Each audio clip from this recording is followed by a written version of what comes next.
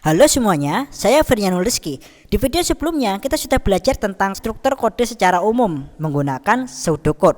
Nah sekarang mari kita bahas lebih detail teknis apa yang dilakukan untuk setiap baris pseudocode ini.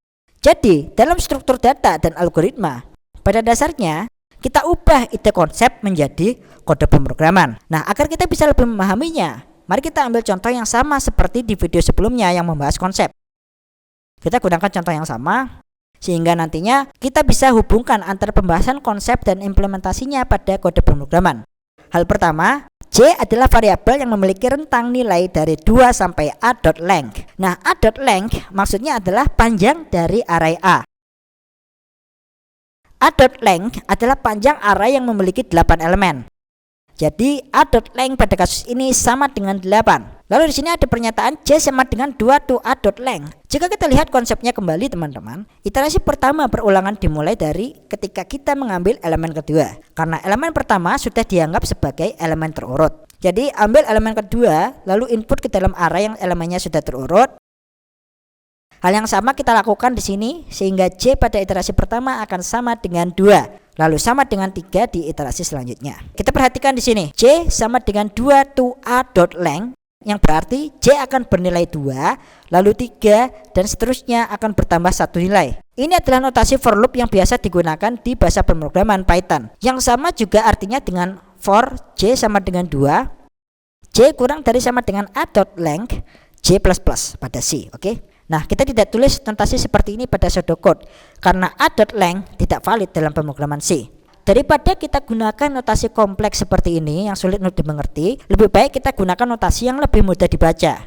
Maka perhatikanlah notasi pseudocode ini. Jadi J sama dengan 2.length, artinya elemen J akan dimulai dari J sama dengan 2, 3, 4, hingga J sama dengan 8. Begitulah konsep kerja dari notasi outer loop atau bagian loop terluar ini. Kemudian variabel key akan menjadi AJ. Variabel key pertama akan diisi nilai 5. Ketika J sama dengan 2, variabel key akan berada di array elemen kedua yaitu 5. Kemudian ada baris komentar yang tidak akan dieksekusi. Lalu variabel i di awal akan bernilai 1. Mari kita pahami iterasi pertama pada loop ini. Kita sebut saja inner loop karena berada di dalam outer loop. Jadi apa maksudnya dari notasi ini?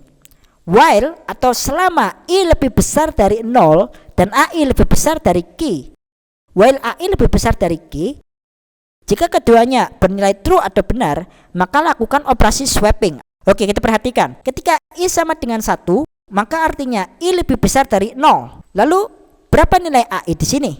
AI akan bernilai 6. Jadi AI lebih besar dari key karena key bernilai 5. Ketika kedua pernyataan ini bernilai benar, maka nilai AI akan bertambah 1. AI plus 1 akan menjadi A2. Notasi ini maksudnya adalah ubah A2 menjadi sama dengan A1. Jadi A2 akan bernilai 6. Sehingga sampai pada poin ini, apa saja perubahan elemen pada array kita sekarang? Elemen pertama kita adalah 6. Maka elemen 6 ini akan pindah ke kanan. Di sini juga masih bernilai 6 karena kita belum melakukan apa-apa, oke? 3, 1, 8, 7, 2, 4. Elemen sisanya itu tetap sama. Jadi setelah notasi ini dieksekusi, elemen 6 telah disalin 6 diganti 5. Lalu i sama dengan i dikurangi 1, maksudnya adalah variabel i berubah nilai menjadi 0. Lalu jika loop ini restart lagi ya, selama i lebih besar dari 0, nah di sini pada kasus ini i tidak sama dengan 0. Proses keluar dari loop akan mengeksekusi ai plus 1 sama dengan key. Maka AI di sini akan bertambah 1 dan berubah nilai menjadi A1. A1 adalah elemen array indeks pertama. Ini adalah indeks 2, 3, 4, 5, 6, 7, 8. A1 sama dengan key. Key sama dengan 5. Jadi di akhir iterasi pertama outer loop, elemen pertama array berubah menjadi 5.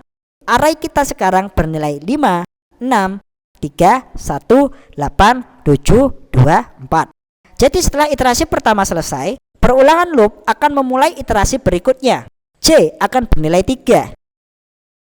Jadi sampai pada tahap ini, ketika J sama dengan 2, A1 dan A2 sudah berhasil terurut. Loop akan terus mengulangi proses di mana saya sudah jelaskan kepada teman-teman contoh prosesnya ketika J sama dengan 2, dan hal yang sama dapat kita lakukan ketika J sama dengan 3. Nah, tinggal kita ulangi contoh ini untuk memahami pseudocode ini dengan baik ya. Saya telah menunjukkan kepada teman-teman kode flow-nya ketika J sama dengan 2. Dan inilah urutan array kita sekarang. Selanjutnya kita ambil J sama dengan 3 karena loop ini menjalankan iterasi kedua. Ikuti langkah yang sama seperti sebelumnya sehingga kita paham bagaimana inner loop dan outer loop ini bekerja. Mari kita pahami apa yang terjadi secara singkat. Variabel J akan mengambil elemen kedua sampai elemen ke-8. Misal, ketika J sama dengan 3, maka sub array sebelumnya sudah berhasil memiliki elemen terurut.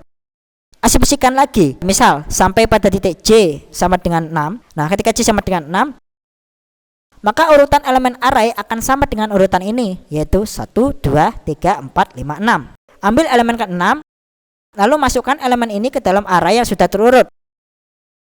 Sehingga tepat ketika J sama dengan 6, maka elemen A1 hingga A5 akan terurut.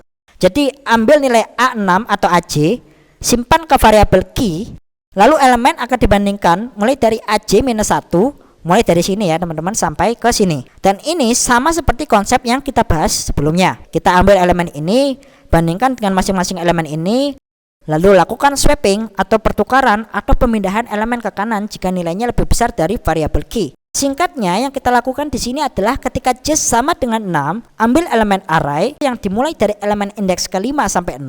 Perhatikan bahwa variabel I sama dengan 5 dan while di bawahnya akan mengulang dengan urutan menurun dari 5 sampai 0. Lalu lakukan pemindahan elemen-elemen ini ke kanan jika masing-masing lebih besar dari variabel key.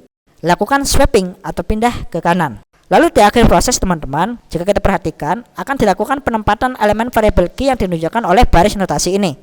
Kode yang sangat sederhana untuk dipahami. Saya di sini sudah melakukan proses iterasi ketika J sama dengan array indeks kedua. Nah, saya ingin teman-teman melanjutkan sisanya dari iterasi J sama dengan array indeks ketiga dan seterusnya, sehingga teman-teman bisa memahaminya dengan lebih baik. Nah, jika teman-teman sudah paham pemrograman dan ketika kita sudah merasa nyaman dengan bahasa pemrograman apapun, akan sangat mudah untuk mengimplementasikan pseudocode ini yang hanya terdiri dari outer loop dan inner loop. Ini adalah kode yang sangat sederhana dan tidak terlalu rumit untuk dipahami. Demikianlah yang bisa saya sampaikan. Semoga bermanfaat. Terima kasih telah menonton teman-teman dan sampai jumpa di video berikutnya.